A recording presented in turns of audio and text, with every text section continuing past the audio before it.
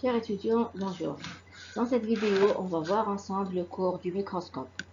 Le microscope est un instrument destiné à observer des objets comme des microbes ou des cristaux ou des détails des objets comme les cellules par exemple, les fibres, dont les dimensions sont de l'ordre du micron.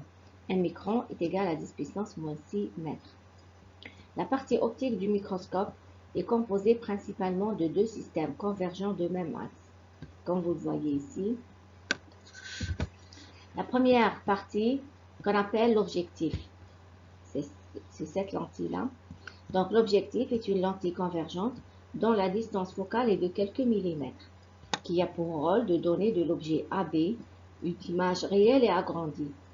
Il est composé de plusieurs lentilles afin de donner une image de bonne qualité. L'oculaire, que vous voyez ici, est une simple loupe dont la distance focale est d'environ 2 cm, à travers lequel l'observateur regarde l'image intermédiaire comme à travers une loupe. L'oculaire est composé de plusieurs lentilles pour donner une image de bonne qualité. Donc, comme vous le voyez ici, on a dit que l'objectif et l'oculaire sont composés de plusieurs lentilles. L'objectif est composé de plusieurs lentilles afin de donner une bonne qualité d'image. Mais là, on va schématiser une seule lentille. D'accord? La même chose pour l'oculaire. La distance f1', f2 est appelée intervalle optique. Elle varie de 16 jusqu'à 18 cm. On la note delta. L'image finale sera virtuelle renversée par rapport à l'objet. Et ça, c'est ce qu'on va voir par la suite. On va voir maintenant la marche des rayons, soit donc un microscope représenté par l'objectif et l'oculaire, l'objectif de centre optique O1 et de foyer F1 et F1', et l'oculaire de centre optique O2 et de foyer objet F2, image F2'. Donc, on va voir maintenant l'image située à une distance quelconque de l'œil. Donc, on va disposer d'un objet AB qu'on va mettre avant F1', mais juste à côté de F1'. Comme on vous le dit ici, l'objet AB est placé en avant du foyer objet F1 de l'objectif, très près de F1. L'objectif donne de l'objet AB une image A1, B1 intermédiaire, réelle et agrandie. D'accord? Comme vous le voyez ici. Alors, cette image-là, elle va jouer le rôle d'un objet pour la deuxième lentille, l'oculaire, dont l'image est égale à A', B'. Bien sûr, pour tracer l'image de ces objets-là, en principe, on a déjà fait ça dans le cours des lentilles. Donc, vous pouvez voir le cours des lentilles, comment tracer les images de ces objets-là. Donc, par exemple, pour A1, B1, on a le rayon qui est parallèle à l'axe optique qui émerge en passant par F1'. Et le rayon qui passe par le centre optique n'est pas dévié. Ces rayons-là ne vont pas se croiser ce côté-là. Donc, c'est leur prolongement qui vont se croiser, qui va me donner l'image B'. Voilà. Voilà donc pour la marche des rayons, la marche d'un rayon lumineux pour une image quelconque, pour une image située quelconque par rapport à l'œil. Donc, après B' est une image virtuelle et agrandie. On va voir maintenant l'image lorsque l'image est à l'infini. Lorsque l'image est à l'infini, donc on a un objet AB situé toujours à côté de F1 et très près de lui. Donc cet objet-là, il va me donner une image A1, B1, comme vous le voyez ici. Cette image-là, elle est située sur F2. Pourquoi? Parce que l'image finale est à l'infini.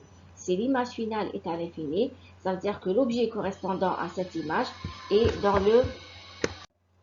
le foyer objet. Donc voilà, l'image finale est située à l'infini. L'image intermédiaire A1, B1 doit être au foyer objet F2 de l'oculaire. Voilà donc la marche d'un rayon lorsque l'image est à l'infini.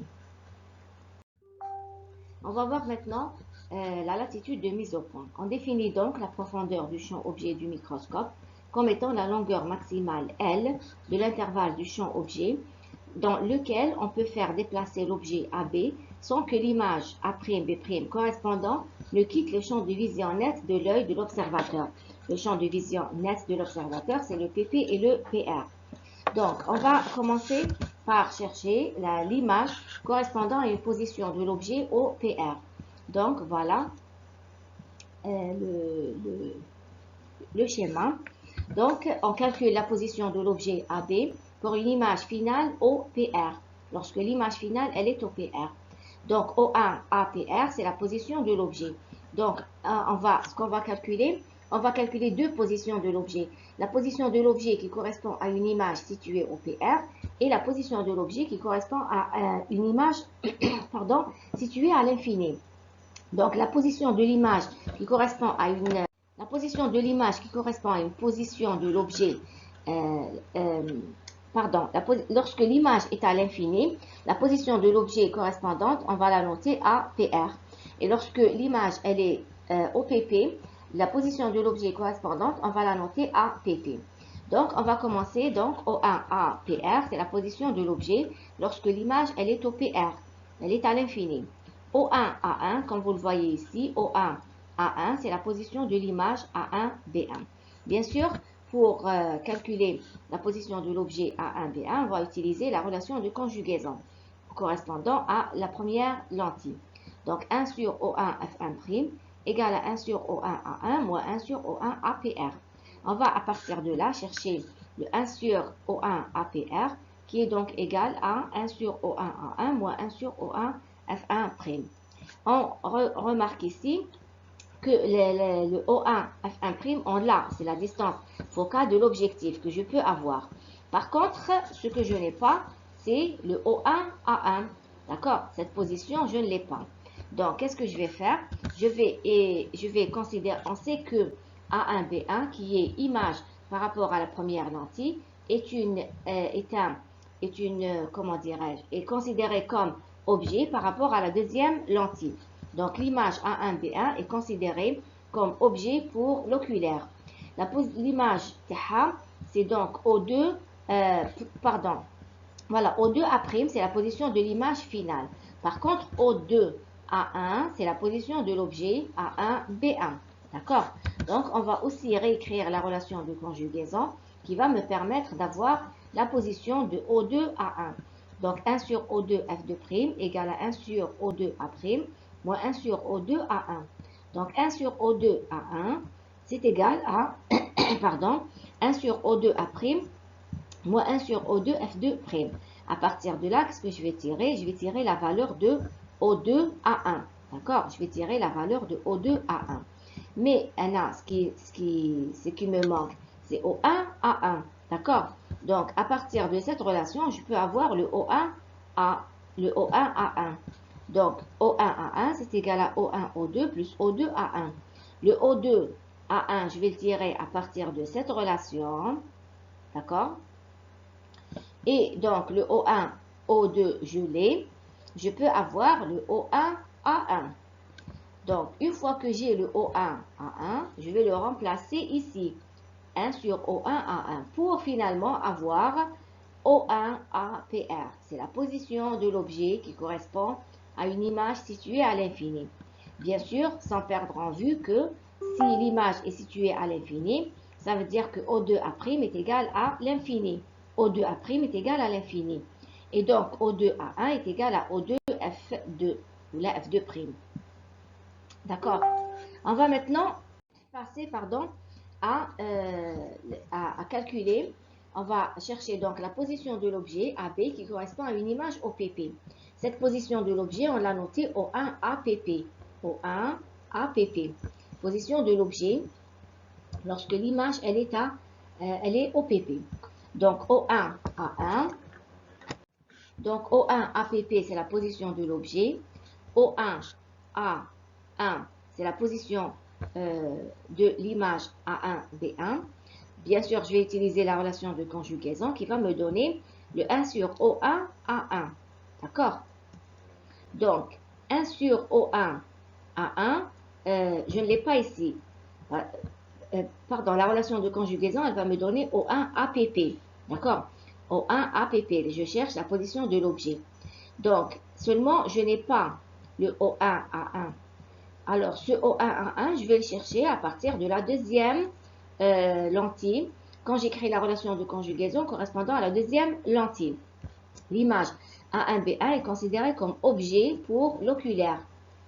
Donc, O2A1, c'est la position de l'objet. O2A1, c'est la position de l'objet. A1B1. Et O2A', c'est la position de l'image finale. La relation de conjugaison, elle va me permettre d'écrire 1 sur O2A1, donc qui est égal à 1 sur O2A', moins 1 sur O2F2'. À partir de là, je vais tirer la valeur de O2A1. D'accord? À partir de là, je vais tirer les valeurs de O2A1. Or, je sais que O1A1 est égal à O1O2 plus O2A1. On remplace donc la valeur de O1A1 dans l'expression 2 pour trouver donc la position O1APP. Je répète, donc à partir de cette relation de conjugaison, je peux avoir le O2A1. Si j'ai le O2A1, je vais le remplacer ici pour trouver le O1A1. Une fois que j'ai le O1A1, je vais le remplacer dans l'expression 2 pour trouver le O1APP.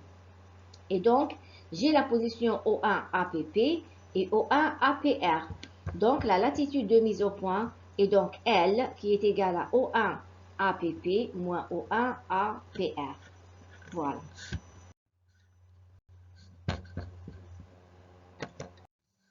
On va voir maintenant la puissance intrinsèque. Alors, comme pour la loupe, la puissance intrinsèque, on l'appelle aussi la puissance nominale des microscopes et la puissance dans le cas de vision à l'infini, c'est-à-dire lorsque l'image est infiniment éloignée. D'accord? Soit F1, la distance focale de l'objectif, et F2, celle de l'oculaire. Donc, on sait que gamma 1, qui est égal à A1B1 sur AB, regardez là, A1B1 sur AB, il est aussi égal à, on sait que AB est aussi égal à O1I. Donc là, j'ai remplacé AB par O1I. Donc gamma 1, c'est aussi égal à A1B1 sur O1I. Alors, là, j'ai utilisé le triangle I, O1, F1' et F2, F1', B1. Dans ces deux triangles, qu'est-ce qu'on peut dire? On peut dire que la règle de Thalès me permet de dire que F1', F2, d'accord? Donc, on va dire A1, B1 sur O1I. Donc voilà, A1, B1 sur O1 sur O1I. C'est aussi égal à F1', F2 sur F1', O1, ou là O1, F1'. Or, F1', F2, F1', F2, ce n'est rien d'autre que delta. Donc, c'est égal à delta sur O1, F1', ce n'est rien d'autre que la distance focale de l'objectif, F1. L'oculaire étant une loupe qui a dans le cas considéré sa puissance intrinsèque. P2 est égal à PI. Pourquoi? Parce qu'on est dans le cas de la puissance intrinsèque. Dans le cas de la puissance intrinsèque, la puissance P est égale à PI. Donc PI est égal à P2 qui est égal à 1 sur F2. Alors, si je remplace la puissance la puissance des microscopes qui était égale à P2 fois gamma 1, alors la puissance intrinsèque est égale à quoi? La puissance intrinsèque est égale à P2 gamma 1, P2 qui est égal à 1 sur F2, et gamma 1 qui dans ce cas égale à delta sur F1. Donc, la puissance intrinsèque, elle est égale à delta sur F1, F2. D'accord? Et je répète, la puissance intrinsèque, c'est la puissance du microscope dans le cas de la vision à l'infini, c'est-à-dire dans le cas où l'image est à l'infini. L'image est à l'infini, ça veut dire que A1, B1 est sur le foyer objet de la deuxième lentille, de l'oculaire. Bien sûr, delta, F1 et F2 sont exprimés en mètres et bien sûr, la puissance est exprimée en dioptrie. On va voir maintenant le grossissement. Le grossissement des microscopes est défini comme celui d'une loupe. Les raisons sont les mêmes. et les résultats valables pour la loupe le sont aussi pour le microscope. Le grossissement d'un microscope est le rapport du diamètre apparent de l'image à celui de l'objet placé à la distance minimale de vision distincte. Donc, faites attention, G est égal à alpha prime sur alpha. Alpha prime, c'est le diamètre apparent de l'image vue à travers la loupe. Et alpha, c'est le diamètre apparent de l'objet placé à la distance minimale de vision distincte vue à l'œil nu. Donc, alpha, qu'est-ce qu'on a fait? On a multiplié et divisé par A1, B1 et multiplié et divisé encore une fois par AB. Donc, pour essayer de trouver une expression du grossissement en fonction de la puissance, du grandissement, etc. Donc, alpha prime sur A1, B1, ce n'est rien d'autre que P2, ce qu'on a dit tout à l'heure. A1, B1 sur AB, ce n'est rien d'autre que le grandissement de la première lentille de l'objectif. Et AB sur alpha, ce n'est rien d'autre que D, la distance minimale de vision distincte. On a bien dit que alpha, c'est le diamètre apparent de l'objet vu à l'œil nu. Vu à l'œil nu, donc on va utiliser D, la distance minimale de vision distincte. Donc le grossissement d'un microscope est égal au produit de sa puissance par la distance minimale de vision distincte de l'œil qu'il utilise. Donc vous voyez que le grandissement est une grandeur qui dépend de l'utilisateur, puisque D varie d'un utilisateur à un autre, d'une personne à une autre. Donc G dépend de l'utilisateur. Et ça, c'est pas vraiment fréquent pour indiquer une caractéristique du microscope. Donc pour cela, qu'est-ce qu'ils ont fait les opticiens? Ils se basent donc les opticiens sur une autre grandeur qu'on appelle le grossissement commercial. Le grossissement commercial, c'est quoi? C'est tout simplement le grossissement, mais tout simplement en considérant la distance D comme étant la distance minimale de vision distincte d'un œil en métrope, d'un œil à vue normale, dont la distance est égale à 0,25 mètres. Donc, le grossissement commercial, c'est tout simplement le grossissement, mais avec un D égal à 0,25. On vous dit ici, les conventions sont les mêmes que pour la loupe. Même dans la loupe, on a utilisé ce genre de convention. En particulier, on choisit donc pour distance minimale de vision distincte, celle de l'œil normal, qui est égale à 0,25 mètres. Le grossissement commercial d'un microscope est mesuré donc par le quart du nombre qui mesure la puissance intrinsèque. Le grossissement commercial, c'est donc P fois D qui est égal à 0,25. 0,25 que je peux exprimer par 1 sur 4. Donc le grossissement commercial est égal à 0,25 PI, qui est égal à PI sur 4. Bien sûr, c'est une définition à apprendre par cœur. On vous dit ici que les constructeurs indiquent toujours la valeur du grossissement commercial des instruments. Ça, c'est normal, parce que le grossissement commercial ne dépend pas de l'observateur, il dépend uniquement du matériel, du microscope.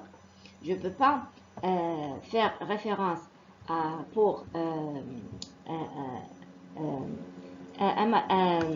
un outil en se basant sur les caractéristiques d'une personne, comme ici pour le grossissement. Voilà. Voilà, j'espère que vous avez bien suivi cette vidéo. Je vous remercie et je vous souhaite bon courage pour la suite. Merci.